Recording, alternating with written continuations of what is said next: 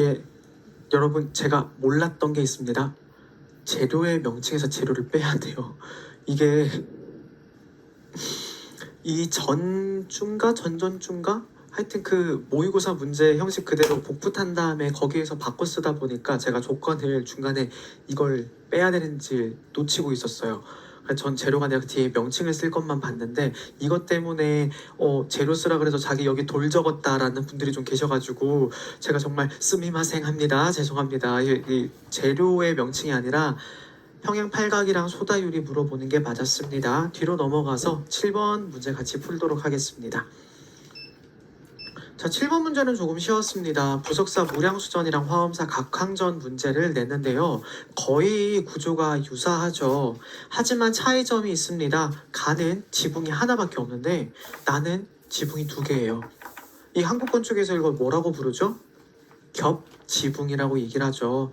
겹지붕, 이중지붕 아니고 겹지붕이에요. 그리고 바깥쪽에 무게 하중을 받아주는 이 공통적인 얘들을 뭐라고 부른다? 활주라고 부르기 때문에 단답형은 우리가 어렵지 않게 답을 찾을 수가 있었습니다. 그런데요, 조건을 보니까 공포에서 디귿과 리을을 각각 적으래요. 얘네들은 서로 비교할 게 없으니까 꼼꼼하게 적기만 하면 되죠. 근데 제가 답을 하나 보여드릴게요. 아쉬워요. 이중지붕이라고 적으셔가지고. 근데 활주 적으셨어요. 기둥 위에만 공포를 올렸다. 주심포다. 기둥뿐 아니라 기둥 사이에도 공포를 올리는 다포 양식이다. 이렇게 적으시면 돼요. 단순해요. 근데 이건 전통 표현이니까 이거보다 더 디테일할 필요가 있다 없다? 없죠? 3.0이에요. 답지를 볼까요? 0.5, 0.5, 0.5, 0.5 넣었잖아요. 기둥 위에만 공포를 올린 주심포다. 기둥 사이에 공포를 올린 다포다. 이걸 그대로 적으면 되는 거라 진짜 문제 쉽게 냈어요. 대신에 비교할 수 있는 거, 겹지붕이나 이런 용어들은 좀 헷갈릴 수 있기 때문에 틀릴 수 있다. 건축 용어들을 여러분 명쾌하게 좀 가져가라. 제가 건축을 미륵사 금산사 미륵전 얘를 한번 어렵게 냈었기 때문에 조금 쉽게 문제를 내려고 이렇게 가져온 거라고 보시면 되고요. 8번으로 바로 한번 넘어가 보도록 하겠습니다. 나전칠기 수업을 위해 제작 과정과 대표적인 장식 기법에 대해서 이야기를 나누는 건데요. 나전칠기 제작 과정에서 목재를 짜 바탕이 되는 기흙을 제작한다. 이게 뭘까요? 이거 이제 외우셔야 돼요. 이거 백골이에요. 백골. 이게 완전한 동의어는 아니지만 그래도 점수를 줄 수 있다? 목골까지는 그래도 인정이 가능할 것 같긴 해요. 그래도 백골이 가장 중요합니다. 백골이 가장 핵심이에요. 그리고 표면을 다듬고 생오칠을 입히는데 배를 붙여 갈라짐을 방지한 뒤 오칠을 할 때 주칠이나 흑칠을 하는데 주칠을 어느 시기에 했었죠? 주로 약간 붉은빛 나던 시기, 미술사에서 고려였죠. 반대로 흑칠을 하던 시기, 이게 조선이었죠. 이렇게 차이를 보면 되는데 주칠을 하고 노란색의 색을 입혔던 자개를 입히는 게 고려의 특징이었다면 반대로 흑칠을 하고 흰색의 호분 같은 걸 발라가지고 부착을 하는 게 조선시대 나전의 특징이기 때문에 색감에서 차이가 있었죠. 근데 주칠과 흑칠을 만들 때 들어가는 성분이 조금씩 달랐어요. 이거 오칠 때 제가 필기도 해드렸고 추가 자료로도 안내를 드렸는데 투명칠에 무엇을 섞으면 주칠이 되죠? 붉은색이니까 주사나 석황이 들어가야 돼요. 주사 플러스 석황. 흑칠은 우리 불 닿으면 까매지는 열 닿으면 까매지는 애들. 철이었죠. 철화. 그렇게 외우면 됩니다. 얘들은 여러분들이 단계를 외웠다면 그리고 그 과정에서 오칠에 대해 설명했던 내용을 외웠다면 답을 쓸 수 있는데 못 외웠으면은 못 외웠을 겁니다. 못 바른다고. 그리고 나서 4번을 보면 토분과 생오칠을 섞은 걸 우리가 뭐라 부르죠? 정확하게는 고래랑 이걸 섞었다 해서 고래 토분이라고 얘기를 하죠. 근데 우린 줄여서 정답을 고래라고만 가져가면 되고요. 이걸 표면에 고르게 바릅니다. 자, 토분이랑 생오치를 섞어가지고 고래 토분을 만들면 자개를 부착할 때 딱딱하게 굳을까요? 위에만 살짝 살포시 올라갈까요? 내가 힘을 줘서 누르면 살짝 쿵 들어갈까요? 살짝은 들어가겠죠. 그리고 완전히 얘가 굳고 나면 더 이상 움직임이 있을까요? 없을까요? 그때서는 움직임이 없어져요. 초반에 누르면 아주 살짝 밀리면서 들어간다라는 느낌이 나요. 그렇게 되고 난 다음에 원하는 자개를 붙이고 위에 생옷칠을 칠하는데, 생옷은 시간이 지나면 탁할 수 있지만 정제를 하고 나면 생옷칠은 어떤 성질을 지니게 될까요? 투명해지겠죠. 아니면 생오칠을 칠하고 얘가 시간이 지나면 탁해진다는 걸 아니까 정제되지 않더라도 생오칠을 칠한 상태에서 자개 부분만 삐걱삐걱 닦아주면 되는 거겠죠. 그런 방식으로 들어가는 겁니다. 밑에 있는 내용에서 주름질과 끊음질이 있는데, 자, 옆에 있는 내용 보세요. 주름질, 조개 껍데기를 문양대로 오련에 부착하는 기법이다. 아주 간단하게 되어 있어요. 그럼 끊음질에도 아주 간단하게 답을 작성해야겠죠. 어떻게 적으면 될까요? 똑같이 끊음질이라는 것도 자르는 건데 도판을 보니까 힌트가 나와 있어요. 얘 일단 전체적으로 봤을 때 무늬가 면적 위주예요, 선 위주예요? 일단 선이 나와야죠. 근데 가는 선이라고 얘기를 해야겠죠. 자개를 가늘고 긴 선의 형태로 잘라 이어 붙이는 기법, 이렇게만 적어도 되는데 여기에 선이라는 명칭이 빠지면 점수를 못 주는 거예요. 그럼 답을 한번 볼까요? 조금 전에 봤던 것처럼 투명칠에 주사 또는 석황의 광물, 주사나 석황, 철분이란 답이 들어갔죠. 어려울 거 없어요. 그리고 자개를 가늘고 길게라는 말이 들어가야 되는데 이어 붙이는데 선이라는 말이 더 중요해요. 모자이크처럼이라는 것보다도 선이라는 말이 들어가야지 확실한 핵심이 될 수 있거든요. 그러나 3개 중에 2개라도 들어가면 점수 줄 수 있도록 하기 위해서 키워드로 밑줄 하나 더 만들어 간 거다. 이 문제 지금 뭐 미술사적인 구조를 구분해야 되나요? 전혀 아니죠. 전혀 그런 거 구분하지 않고 뭘로 설명하고 있다? 직관적으로 외운 내용이랑 핵심적인 개념의 키워드를 정확하게 구조화를 하느냐 안 하느냐. 표현 문제랑 미술사 문제랑 어때요? 확실하게 다르죠. 지금 나와 있는 7번 문제, 8번 문제 둘 다 미술사 문제 아니고 표현이었어요. 외운 걸 적으면 되는 건데 외운 걸 키워드로 제대로 박아 넣을 수 있느냐, 구조화가 가능하냐. 미술사 문제와 표현 문제의 접근 방식이 어떻게 해야 된다? 완전히 달라야 된다. 그럼 제가 예를 들어 볼게요. 5주차에 들어가게 되면 여러분이 미교론을 들어가야 되고 표현을 들어가야 돼요. 그럼 미교론도 미술 교육사라 얘기를 했죠. 그럼 물어보는 조건 같은 것들이 조금은 맥락적인 내용에서 물어보는 것들도 분명히 있을 거고, 학자들이 주장했던 내용들을 단답형으로 외워야 되는 거거나 아니면 누가 봐도 단순 암기해서 적어야 되는 것들도 있겠죠. 하지만 표현 파트로 들어가게 되면 그런 걸 고려할 게 아니라 이 단계에서 갈래에서 구분하는 게 뭔지 파악하는 게 더 중요해지겠죠. 공부 방식이 표현이냐 미술사냐에 따라 달라져야 하는 게 이런 내용이에요. 계속 얘기를 드리지만 저는 표현을 누구보다 싫어했던 사람이에요. 실제로 해보는 건 재밌거든요. 그래서 내가 해봤던 건 잘 외워요. 하지만 책을 보고 그걸 고스란히 외우라 그러면 지옥이에요. 안 외워지고 이거 보다가 자꾸 상상의 나래를 펼치면서 다른 세계로 떠나요. 진짜 안 외워졌고 교육과정 외우는 것도 정말 힘들었어요. 반대로 저는 미술사 공부하는 게 누구보다 재밌었어요. 아, 이게 이렇게 파생되고 이런 구조에서 이렇게 얘기가 나오는 거구나. 같은 구조를 가지고 있는 미술사에서는 여기를 이렇게 얘기를 하는데 같은 구조에서 교육사에서는 이렇게 얘기를 하는구나. 같은 배경에서 어떻게 이렇게 사회가 연결이 되는 거지? 와, 진짜 나비 효과 엄청나다. 이걸 알아가는 게 전 정말 재밌었어요. 근데 이걸 파악하는 게 힘든 사람이 있어요. 그런 단순 암기가 안 되는 사람들은 막판까지 구조화를 먼저 잘 해놓고 암기를 하셔야 되고, 반대로 내가 단순 암기를 잘하는 사람들은 단순 암기 잘하는 거 장점이에요. 반대로 구조하는 게 힘들어요. 어느 정도는 감안하되 내가 그러면 구조적으로 이 맥락이라는 걸 어디까지 갈 것인가 연습은 계속해야 돼요. 연습하다 보면 늘어요. 비둘기처럼 쓰시던 사람들도 점점점 시간 지나니까 어떻게 깔끔하게 쓰는 사람들로 변한 사례, 그래서 합격한 사례도 많이 봐요. 그러니 나의 공부 방법, 지금 제가 해설하는 거에서도 티가 그대로 납니다. 자, 문제로 돌아가서 다른 분 답 쓴 거 볼까요? 백골, 그리고 고래 맞추셨죠?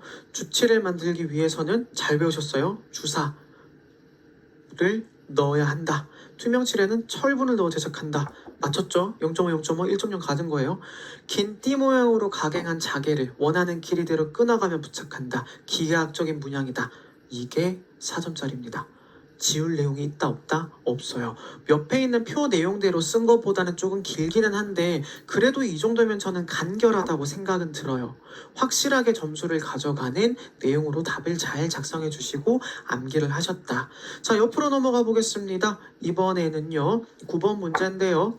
얘는 표현 같은데 약간 미술사도 섞여 있어요. 내용 보겠습니다. 강세왕의 초상인데 이명계가 그렸대요.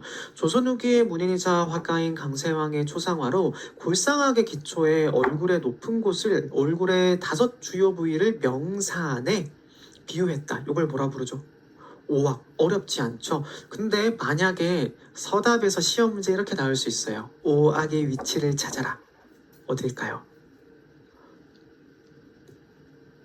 광대 2개, 코 하나, 이마, 턱. 요게 오악이에요. 이 오악을 여러분이 서술로 적을 수도 있어야 되고 오악 중에 하나를 더 디테일하게 단답으로 깊이 들어갈 수도 있겠죠. 오악 중에 빠진 한 가지를 서술해라 이렇게. 그리고 옥색 도포 차림으로 7분면이라고 되어 있는데 이거 기억하시죠? 전신부 좌상이다. 힌트 드리고 있어요. 뭐예요? 전신부 좌상이라는 말로 지금 힌트 드렸어요. 정답은 좌안이라는 말이 들어가야겠죠. 자, 좌안인데 얼굴 표현에 육리문에 따라 드러나지 않게 처리한다. 육리문의 개념을 쓰는 것과 이 작품이 조선 전반기 초상화의 다른 점, 이것도 이게 미술사적인 맥락인 거죠. 자, 일단 육리문이라는 건 뭐예요? 선을 반복적으로 따라가서 입체감을 만들어 준다라는 거. 훈연법이랑 같은 개념 아니에요. 훈연법은 선염을 통해 가지고 얼굴의 음영을 드러내는 거지만 육리문은 얼굴의 결을 따라서 그 얼굴의 결을 따라 선을 겹침으로써 무엇을 만든다? 입체감을 만든다. 이게 키워드가 나와야 되죠. 그래서 처음에 기흥, 니은, 디귿은 단순 암기의 개념이기 때문에 어려울 게 없습니다. 피부의 질감을 만든다, 노화의 흔적을 만든다, 주름을 만든다, 입체감을 만든다, 뭐가 됐던 키워드를 여기에 덧붙이면 되는 거예요. 핵심은 가는 선을 반복해서 얼굴을 따라 그린다라는 거죠. 그런데 조선 초반기의 초상화랑 다른 점을 적어라. 이건 미술사 개념이죠. 우리 공신초상 얘기하면서 조선 초기로 갔다가 조선 후기 말기로 넘어가게 되면 점점점 뭐의 영향을 받는다? 서양화의 영향을 받는다. 그래서 입체적으로 변한다라고 얘기를 했죠. 육리문과 훈연법도 그래서 어느 시기부터 등장을 하더라? 조선 후기부터 등장을 한다. 근데 조선 초기에는 얼굴을 황토빛으로 그리고 세밀하게 그리긴 했지만 몸이나 이런 것들은 최대한 단순하게 표현했어요. 그리고 조선시대 중기로 가면 아직까지도 몸은 단순해졌고 얼굴만 사실적이었고 얼굴의 빛깔이 다홍색으로 표현이 되며 빛깔을 그대로 반영하는구나. 그리고 전신상을 그리는 게 조금 더 익숙해졌죠. 그러다 조선시대 후기로 오게 되면 훈연법과 서양화법의 영향을 받으면서 입체적으로 변하죠. 그러다가 후기부터 시작해서 드러나는 게 얼굴 말고 또 하나가 더 등장하는 게 있어요. 원래 외부에서 보여주면 안 되는 거였어요. 손을 보여주면 안 되기 때문에 손을 늘 넣어놨거든요. 근데 여기에 뭐가 보인다? 손이 보이는데 굉장히 사실적이에요. 만약에 진짜 문제로 나온다면 강세왕뿐만 아니라 조선시대 초기에 그려졌던 초상이랑 같이 두고 비교하라고 문제 냈을 수도 있는데 여기에선 약간 암기하고 있는 내용을 바탕으로 물어보는 거라서 실제로 답을 보게 되면 피부의 결과 근육의 흐름을 따라 매우 가는 선을 반복하여 그리는 기법이다. 피부의 질감과 노화의 흔적을 표현했다. 입체감이 핵심인 거죠. 선의 중첩으로 미세한 굴곡을 표현한다. 이 중에 핵심적인 내용들 나와서 답을 적으면 상관이 없는 거고 조건 3에서 차이점 운연법을 사용해서 얼굴의 명암을 표현을 했다. 손을 드러냈다. 옷을 단순하지 않고 세밀하게 표현했다. 이 세 가지를 여러분들이 떠올리고 답을 쓸 수 있어야 돼요. 서양화 화법의 영향이라는 구조를 바탕으로 조선시대 초중기와 후기를 구분하고 있는 구조화가 나타난 겁니다. 단순 표현이 아니라 뭐다? 구조화다. 미술사적인 내용에서 문제를 물어보는 거다. 밑에 답안 쓰신 분 거 한번 읽어볼게요. 처음에 오악 맞추셨네요. 두 번째 좌안 맞추셨습니다. 육리문은 피부의 살결 방향대로 붓질을 하여 부드러운 살결을 나타내는 표현 방식이다. 핵심이 있나요? 아쉽죠? 부분 점수밖에 안 돼요. 이렇게 되면. 선이라는 말이 들어가야 되고 반복적으로 표현해야 된다라는 입체감을 표현해야 된다라는 말이 나오는데 이렇게 되면 부분 점수밖에 들어가지 않기 때문에 0.3점밖에 안 돼요. 아쉽게 들어가는 거고 초상화는 짙은 향토색의 얼굴을 채색하였으며 의복은 단순하게 선 쪽으로 묘사했다. 초기에 대한 내용 적어준 건 좋아요. 근데 후기에 대한 내용이 나와야겠죠. 골상하게 의거해 명암을 나타내는 운연법 사용했다. 의복은 자세히 그렸고 명암을 나타냈다. 배경에 사물을 함께 그려 인물의 신분과 권위를 나타내기도 했다. 뭐 요거는 부분적인 내용이 맞는 거긴 한데 앞에 있는 내용들이 맞기 때문에 정답 몇 점? 1.0이 그대로 들어가서 3.3을 가져갑니다. 오히려 디귿에서 여러분 대부분도 요 정도만 썼어요. 근데 여기에 핵심적인 건 뭐다? 선을 그었다라는 걸 써야 된다. 살결 맞는데 살결을 선으로 그렸다라고 적어야 점수를 줄 수 있습니다. 이렇게 쓰면 0.3이고요. 살결, 선으로 살결을 그렸다라고 하게 되면 점수가 바로 0.5 올라가는 거예요. 그리고 입체감이란 키워드가 들어가게 되면 1.0의 점수를 가져갈 수 있죠. 명확하게 키워드 기준으로 채점하는 거 맞지만 키워드 바탕으로 뉘앙스, 문장의 구조도 본다. 절대 잊지 마시고 뒷장으로 넘어가겠습니다. 10번 문제, 이번엔 미술사 문제가 나오고 표현도 연계되어 있어요. 자, 10번 문제에서 이 화재는 오대와 송대 사이에서 강남 지방에서 성립된 것으로 추측이 되며 어부가 물고기를 잡아 자비를 하는 내용을 그린 것을 지칭한다. 이것도 사전 기반으로 낸 거거든요. 기역의 이 화재 명칭이 뭘까요? 정확하게는 락도예요.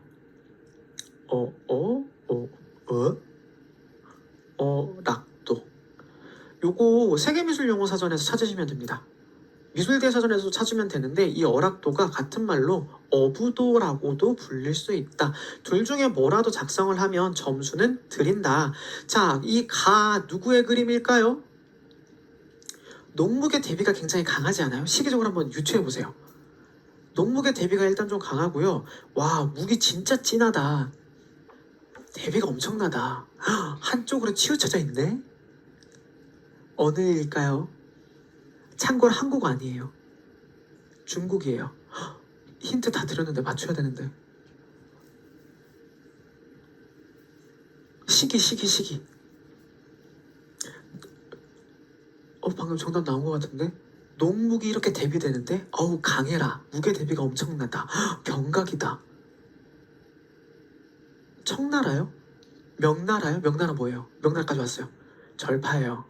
이거 오위가 그린 어락도예요. 강진 어락도. 오위의 강진 어락도. 근데 일반적으로 어락도라는 거는 오위의 그림처럼 이렇게 그려지는 게 일반적이거든요.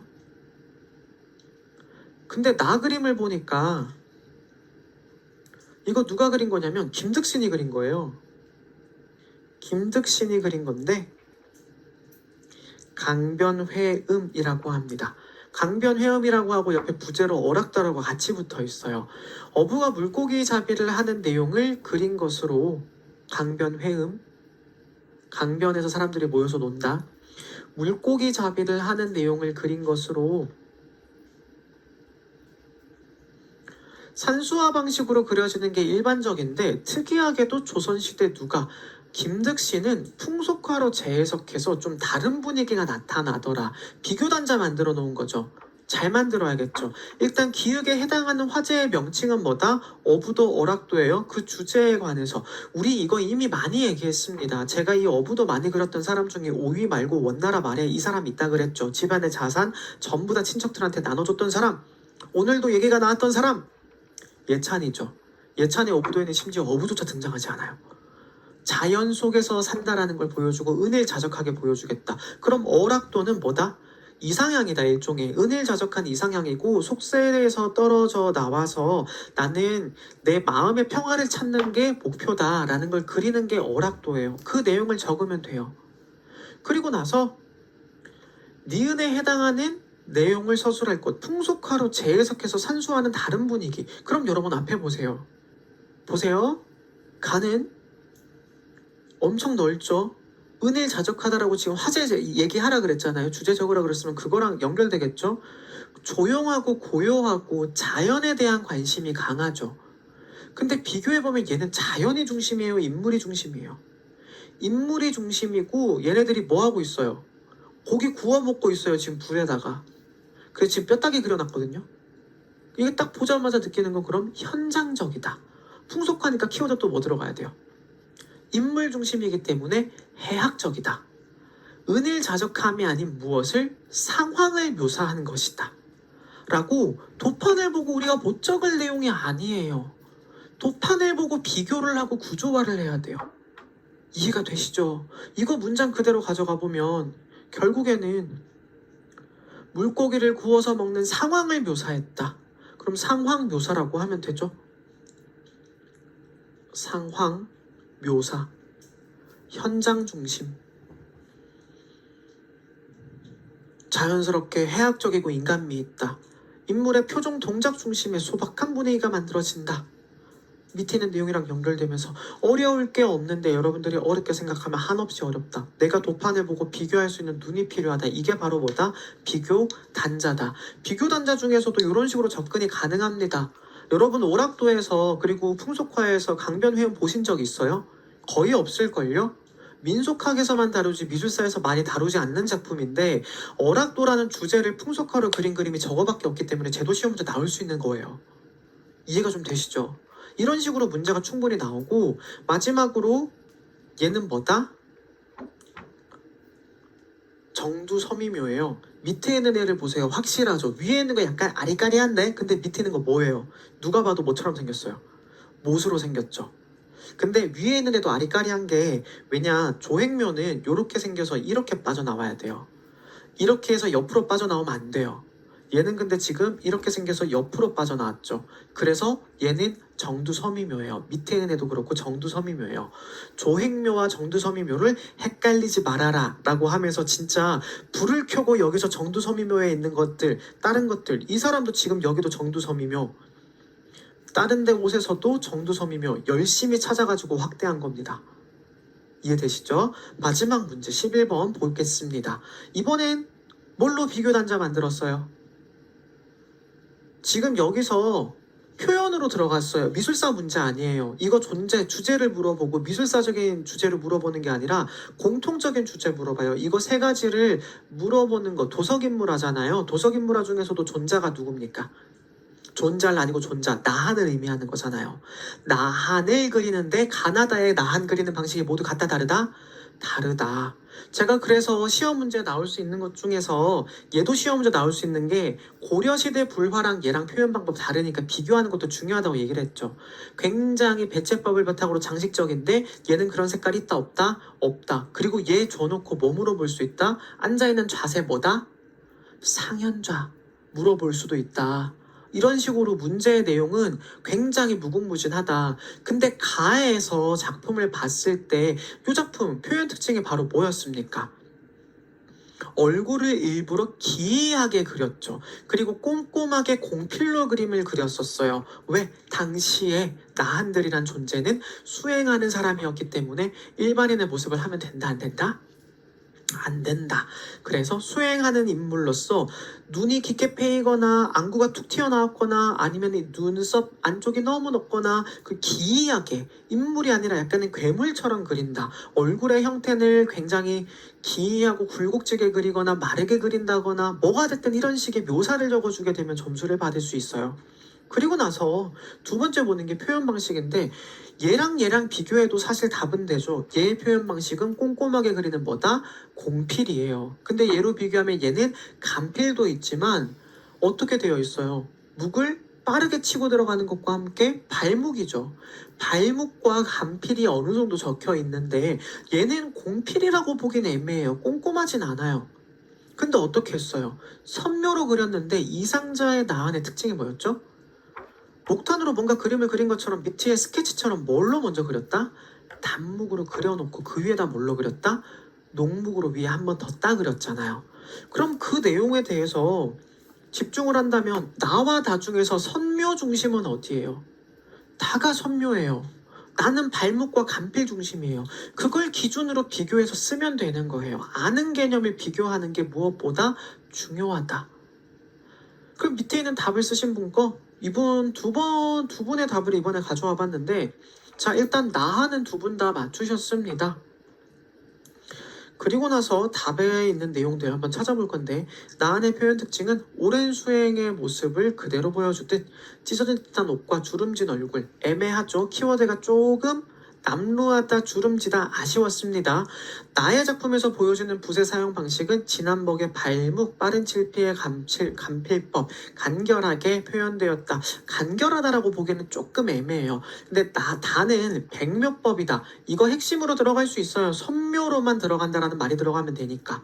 근데 뒤에 구체적인 설명이 추가적으로 빠졌죠. 단묵 위에 녹묵으로 그림을 그렸다라는 게 추가적으로 들어갔어야 되는데 키워드가 한 가지밖에 안 들어가니까 이분 여기서 0.5점 가져가는 거고요. 여기서 일단 표현의 0.5에다가 뒤에 부수적인 답 0.3 그럼 8점 들어가니까 2.3점을 가져가시게 되는 겁니다. 나한까지 중간에 이거 계산 안 했구나. 0.5에 0.3 들어갔고 여기서 두 가지 표현에 1.0 들어가게 되니까 이거 3.3이네요. 이렇게 하면 3.3점 가져가는 거네요. 그리고 밑에 분을 보면 내용이 되게 많죠. 근데 여긴 3.3인데 밑에 점수 어떻게 되냐? 내용의 분량보다 키워드가 중요하고 뉘앙스가 중요하다는 거. 가의 인물은 옆모습으로 그려졌는데 안 중요하죠. 두 손을 모아 턱 밑에 가져다 놓은 자세 안 중요하죠. 외형이 기괴하게 왜곡되어 그려졌다. 여기서 핵심 나왔네요. 개성적인 표현이 두드러진다. 조금만 더 디테일하게 적었으면 좋았는데 여기까진 뭐 그래 개성적이다라고 하게 되면 인정은 해줄 수 있어. 대상의 윤곽선을 딴 뒤 안쪽을 섬세하게 채색하였으며 근데 지금 이건 인물의 얼굴 표현 특징을 물어보는 거라서 선묘 단순하게 물어보는 건 아니니까 핵심이 전부 다 아니죠. 빼야 되는 내용인 거예요. 나에서는 빠르고 거친 붓을 통한 간필법으로 대상을 묘사했고 사회성이 느껴진다. 이거는 표현적인 특징이라기보다는 그냥 주제적인 거고요. 윤곽선이 존재하나 이는 대상의 형상을 재현하는 것이 아닌 인물의 기세를 표현하는 것으로 필요에 따라 몇 개의 양의 변화를 주었다. 뭔가 책에 있는 미사여구가 너무 많아요. 핵심적인 키워드가 있다 없다? 없어요. 되려 이분이 채점하기가 훨씬 더 수월해요. 근데 점수를 가져가는 건 더 많은 거죠. 인물의 기세를 표현했다. 이거 뭐 사회적이다라고 하면 얘도 핑크색까지는 아니고 노란색이에요. 그리고 마지막에 다에서는 스케치를 한 뒤 먹선을 따낼 정도로 섬세한 붓의 사용. 섬세하다라고 보기도 애매하고 도교적이었기 때문에 빠르게 그림을 그린 것도 맞고 윤곽선은 단단하고 인물의 형상을 재현하기 위해 사용했다. 먹과 양과 붓의 속도가 일정했다. 이건 채점 기준이나 비교 단자의 기준을 제대로 못 잡은 상황이 되는 것이죠. 표현에서는 1.0을 가져갔으나 인물 표현에서 여기서는 0.5점 가져가고 0.3점을 가져가게 될 거고요. 마지막엔 점수를 못 가져가셨어요. 2.8이에요. 더 많이 적었지만 점수가 낮아요. 제가 이건 확실히 좀 비교를 해야겠다. 답이 짧은데 점수를 많이 가져가는 거는 보통 표현이에요. 전통 표현. 키워드가 확실하니까. 그리고 이분은 안타까운 거죠. 일단 잘 모르니까 어떻게든 비변은 쓴 건데 나머지가 전부 다 너무 많으니까 이게 뭐가 된다? 결국엔 비둘기다. 핵심의 취지를 파악을 못하고 다른 걸 써버리니까 안타깝게 된 상황이다 라고 이제 여러분들이 파악하고 나의 쓰기의 문제점은 뭐지? 내가 어떤 점을 놓쳤고 어떻게 접근을 했지? 그럼 내 답안에서 버려야 될 건 뭐지? 그래서 실제로 여러분들이 이 기출문제나 모의고사 문제 가지고 서로 이제 비교하시거나 하실 때는 핵심적으로 얘기를 드리지만 문제에서 나는 이렇게 접근했어요. 내의 접근 방식의 문제점이 뭔지 다른 사람이랑 논의하시는 게 일단 첫 번째. 두 번째로는 답지를 비교하면서 제거해야 되는 문장이 뭔지를 같이 밑줄을 좀 그으세요. 제가 매번 첨삭해드리는 게 아니잖아요. 그 첨삭 기한 내에 안 내시면 제가 첨삭을 못 드리잖아요. 그 첨삭 낼 때 스캔 온전하게 좀 떠주시고요. 제대로 안 떠주시면 제가 첨삭 못합니다. 그건 좀 감안해 주시면 좋겠습니다. 오늘 여기서 일단 해설은 마무리 짓고요. 제가 다음 주 4주차 때 여러분 공부 좀 하시게 미리 몇 가지 알려드릴게요. 다 알려드리는 건 아니고 이건 확실히 낸다라는 거. 일단 우리나라 근현대 미술에서 1960년대, 70년대는 꼭 공부하고 오세요. 우리나라 1960년대, 70년대라 그러면 대충 뭔지 아시죠? 그리고 고려 시대 회화랑 조각을 좀 공부를 하셨으면 해요. 왜냐면 이번에는 불화를 많이 냈잖아요. 그러니까 회화에서도 불화 말고 나머지 회화 몇 개 없잖아요, 도판. 고려시대 회화랑 판화랑 좀 공부하시고 불교 조각 공부를 좀 하셨으면 좋겠다. 그리고 이번 문제에서 보시면 알겠지만 불탑 관련된 문제가 있었다 없었다? 없었죠. 그럼 불탑을 제가 문제를 내겠죠. 회화에서 지금 3주차 때는 조선 후기랑 말기 중심으로 문제를 좀 냈어요. 그럼 4주차 때 문제 어디로 좀 많이 낼 것 같아요? 그쵸. 조선 초기나 이런 거 좀 내겠죠. 그렇다고 말기랑 근현대를 안 내는 건 아니에요.